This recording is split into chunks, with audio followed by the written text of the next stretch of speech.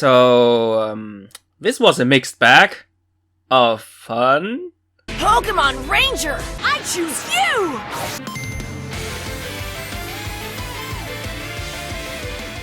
What's up, my dear boys and girls, it's your Ranger Boy here, and welcome to another review of Pokemon Journeys. So it's time to talk a little bit more in depth about Part 2 of Dawn's Return with episode 75, Cresselia, A Midnight Summer Night's Light. And of course, the talk of the town in regards to this episode was, will this be the one episode to provide us with some Dawn greatness, especially since Part 1 didn't really satisfy many people in the community? Short answer, yes, and no. I already made a short impressions video on some aspects of this week's episode that were hit and miss, but now it's time to talk about everything. So, if you want to know more, if you want to know my opinion, then grab some popcorn, grab some cookies, and let's do this. After a short recap, followed up by the opening, we start where we left off, with both Dawn and Koharu discovering the heavily injured Cresselia. We then go through the now cliche plot of Cresselia not trusting humans, because she got attacked by humans, even though our girls just try to help. Followed up by Eevee trying to convince of the opposite. Suddenly, our Gen 8 girl remembers her dad's speech about being able to understand Pokemon only if we have earnest intentions, and so she then approaches the legendary Pokemon very carefully, and feeling that Koharu has no ill will towards the rare Pokemon, Cresselia slowly calms down and lets Dawn treat its injuries with some herbs, courtesy of Brock's teaching, including a flashback. Yay! Brock! Sadly, the only flashback of Diamond and Pearl that we will see in this entire return. Aww. But hey,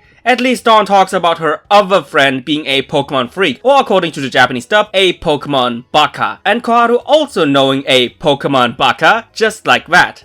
I wonder who they are talking about. After this funny and indirect dissing of Ash, we arrive at what many people, including myself, regard as the best part of not only this episode, but the entirety of Dawn's Return, which also is proof why Koharu is the best character in this highly controversial Gen 8 anime. Their sit-down talk. While talking, Dawn reveals that the legendary coordinator that Koharu saw on the big screen is actually her mom, and that Dawn wants to aim for the exact same goal like her mom. Quickly after that reveal, Dawn can't wait to know more about Koharu's parents, and after telling her that her mom is an illustrator while her dad is a well-known Pokemon professor, she then notes that she really dislikes it every time people assume that she will walk on the same path as her dad and become a Pokemon professor. And as a result of that outside pressure from other people, Koharu panicked and for a long period of time was aimless and didn't really know what to do with her life until she met her Eevee. Although Eevee herself is also rather unsure about her own future and own evolution, she always tries her best and tries out new things. And after seeing the joy of Eevee, Koharu soon realized that she also needs to take her time and also should try some new things as well. Hearing this rather heartwarming story reminds our past heroine about Piplup's own struggle with evolution. And even though Dawn had her doubts about whether or not it was the right decision, she soon also realized that it was for the best, and thanks to that, she and her partner grew an even closer bond. After that little dialogue, Dawn further emphasizes to the next generation that it's totally okay to take your time, because one day she will surely find an idea which will then kickstart her own dream. And what does our blue-haired, no need to worry girl do next? She, well, let's say, presents Koharu with one idea she might take into consideration, which of course is contest. But sadly it wasn't a full contest, but rather an exhibition. And sadly she also only showcased her Piplup instead of, any other of her iconic Pokemon. To be quite frank here, this could have been the perfect opportunity to show her Baniri. But at least her showcase was great, and that dress, whoo, my god! That dress! Visibly excited about contests, both Koharu and Eevee try out some contests themselves, with, let's say, minor success. But at least they tried. In the next scene, our heroines witness some kind of nightmare involving both Darkrai and Cresselia, while Koharu makes the remark that there seems to be something off between Darkrai and Cresselia, and that especially Darkrai seems to be very lonely. They then quickly wake up, realizing that both of them just saw Cresselia's dream only for that nightmare to come true, now facing Darkrai itself. But before they even come close in contact with the nightmare Pokemon, they get interrupted by Team Rocket, who of course are chasing after Darkrai for the sake of Giovanni. The girls use the sudden opening to escape the scene, but unfortunately come to a dead end, and when all hope was lost, luckily enough it's Ash who appears out of the woods. Oh yeah, and go. Run, girls, run! Anyway, after nearly 9 goddamn years, Ash and Dawn reunite. They exchange their surprise of seeing each other, And that's it. Wanna see something funny? This right here is my video player, and since I already watched the episode beforehand, I used the skip 30 seconds ahead button. Now I want to show you guys something very funny. This is the beginning of the conversation. I skip 30 seconds and we arrive at the end of the interaction, because then Ash pays more attention to Cresselia rather than Dawn. What the fuck? So you want to tell me that you did a scene between Ash and Dawn in about 30 seconds? With no real exchange of dialogue, and even having Go, the oh so universally beloved one, interrupt them as he was saying, excuse me, references?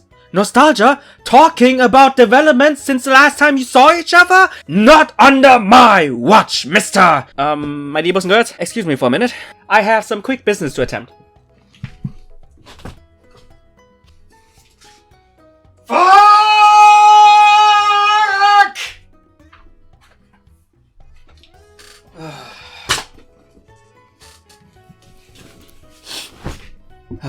Okay, I'm fine now. So yeah, indeed, Ash the Pokemon Baka! No, Pokemon Journeys.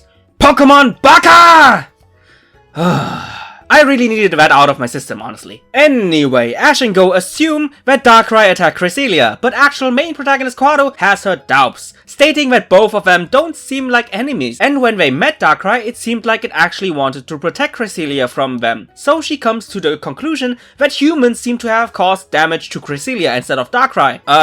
Have I mentioned already that Koharu is basically the best thing going on right now in Journeys? So it quickly turns out that Koharu was right, because the underwhelming and continuous failure that is Team Rocket's Matori squad intervenes with the intention to capture Cresselia. We follow up with an actual awesome animation sequence of back and forth action between the gang and Team Matori until Darkrai appears. So the bad guys now want to capture Darkrai as well, but the Nightmare Pokemon makes quick business with those weaklings. Naturally, if you can't do it fair and square, then just use some traps to render both Darkrai and our heroes immobile. But no need to worry, because Cresselia uses its signature Luna Dance to restore Darkrai. He once again makes quick business with the bad guys, and then he uses his signature move, Dark Void, to put them to sleep. And probably somewhere in the distance, Tobias has a single tear of joy in his eyes right now. For some odd reason, our heroes don't use that opportunity to call Officer Jenny, which, you know, would be a good idea, and instead the gang are watching how Darkrai is returning the favor from earlier to Cresselia by removing the clouds so that Cresselia can heal itself. And right after that, both legends go back to their designated island. But before that, Koharu makes the absolute brilliant analysis that Darkrai's nightmare powers are so great that even Darkrai himself can't control that, and thanks to that overwhelming power, he receives a lot of hate and loneliness, and that Cresselia is there to not only keep those powers in check, but also accompany Darkrai so it wouldn't be lonely anymore, and that is the reason why Darkrai wanted to save Cresselia in the first place. Brilliant analysis, and that came from Koharu? She really is the best character in Journeys, isn't she? Before the episode ends, Koharu talks with her dad, the gang enjoys some fun time at the beach, and the episode ends with a nice shot of the gang together. So not really a farewell. What could that mean? If you want to know exactly what that could mean, let us not hesitate any longer and let's get right into the ratings. What can I say about the story? Obviously, we have to look at this episode from three important aspects. First, from a Koharu point of view, and needless to say, it was fantastic. Everything she did had significance and impact to both the story and her display as an overall character. The way she approached Cresselia after remembering her dad's advice, the deep talk she had about her future with Dawn, and how Dawn perfectly connected that problem with her Piplup's past issue. How she tried out contests without any kind of hesitation right from the get-go, and even though she failed, that didn't really bother her too much. The fact that she was the only person who recognized immediately that something was off between Cresselia and Darkrai. She then defended Darkrai and its actions, while Go vilified Darkrai immediately, with his sideman Ash even agreeing to that. She theorized correctly that humans were actually behind all that, and last but not least, her brilliant analysis of the deep relationship between the two legendaries. I'll be honest here, she is such a well-written character, it kinda feels like that she doesn't really belong in Journeys. Because if you look at Ash and Go, both of their adventures feel hollow, empty, and are mostly episodic, and more than often feel like they barely have any kind of impact to their long-term story. Then you look at Koharu, where every time, and I mean every time she appears, all of her stories are well written, make logical sense, and leave a significant impact on her story. She is the fresh breath of air that many of us desperately needed, especially for people like me who like slow but very well written development and long-term storytelling. Want proof? I stated in my Eevee review that Koharu's story is something you should look forward to, something you also should have a lot of patience, and where I even guaranteed that something amazing is unfolding directly in front of our eyes. And what a shocker, I was right. So, 10 out of 10. Haha! But as much of a huge fan and day one supporter of Koharu I am, I have to look at the other major aspects of this episode as well, with one of them being this episode from a Dawn return point of view. And oh boy, if you think about a return of a companion, the things that immediately come into your mind are reunion and interaction with Ash, seeing the progress she made since the last time we saw her, some major nostalgia and flashbacks for some nice fan service, showcasing all of her classic Pokemon and maybe even potentially new ones, and last but not least, the impact and legacy that this returning character will leave on not only the current generation, but also on the current main protagonist. And with sad tears running down my face, I can honestly say that not only this episode, but basically the entire Dawn return was a complete and utter disappointment. There are some people who call the Dawn return the worst ever, or a complete failure, but I wouldn't go that far to be honest, and I will tell you why just in a few seconds. But there are some people justifying it with arguments like, who needs nostalgia? Why is her being out of character so offending to you guys? Who actually wants to see progress of Dawn and her older Pokemon? And who the hell wants to see her interacting with Ash? And why? God damn it, man, I will tell you why. You need all of that to not only make older fans happy as some sort of reward for their years of loyalty, but also have to establish things like that to showcase to newer fans the exact same reason why Dawn is so beloved, why she is so popular and iconic, and why people were craving for her return. Showcase her ups and downs, her struggles, her fall into depression, and her hard fight back, and in the end, her maturing and becoming a better person. Showcase why the relationship between Ash and Dawn is so special, even to the point where the anime dedicated an entire opening to that relationship. But Journeys didn't do anything like that. Not even the fucking high five, which I regard as an absolute minimum of fan service. But instead of more important and famous nods to the past, they reference things like Tobias, Dawn styling her hair with bubble beam, and Brock teaching her how to make herbs. And that's it. But as hugely disappointed as I am, I can't call this return a failure, because Dawn did elevate and influence Koharu by sharing her past experience, by emphasizing with her about taking your time with your future plans, and even giving her the advice that she should take her time, because surely one day Koharu will come up with an amazing idea that will kickstart her dream. Just by watching this sit down talk alone, I almost forgot everything negative about the Dawn return. That's how much I love this one scene. Also, another cool thing was that she showed Koharu contest, but she didn't show an entire contest, but more so an exhibition as some sort of little appetizer or suggestion of what Koharu can choose as a future. And to be frank, I thought that the execution was genius. The only thing I wished for was that she honestly should have used other Pokemon instead of Piplup, like for example Baniri. Furthermore, I'm also not that mad because there is a potential winter special coming soon to promote BDSP, and hopefully with the confirmed involvement of both Dialga and Palkia, we will not only see Dawn again, but also see everything that we've been asking for. So just like Dawn always says, no need to worry. Now let's talk about the last aspect of what could have been a 10 out of 10 episode, but severely stopped it from being so. The story itself. And more so, the pacing of the story. Both episodes were all over the place, but especially the second one. As nice as the little conflict between the girls in Cresselia was, it was first of all very cliche, and secondly, solved very quickly. Some people might argue that the sit-down talk between Dawn and Koharu could have been cut shorter, but I highly am against that. This really needed every second that it got, and they really executed it well. Same goes with the contest part. The Team Rocket involvement and interruption was, in my opinion, a total waste of time. Ash and Dawn's reunion and dialogue was around 30 seconds, which, you know, still kinda mind-boggling. The battling scene between the gang and Team Atori, as awesome as that was at the beginning, was in my opinion also cut short quite significantly. And then we already arrive at the climax with both Darkrai and Cresselia. And the question many people are asking right now, why was the pacing so off? And the short answer is, because it's only 2 episodes. If this return special would have been more than just 2 episodes, then in my opinion the writers could have had more time to not only make a more meaningful story, but also with one more episode they could have easily done all the references that the fandom desired so much. And yes, the winter special has the potential to fix that, but until then, the pacing and the overall mediocre story is what we got, and I hope that they will tackle that issue. So, this review is long enough. What is the score of the story? The Koharu part,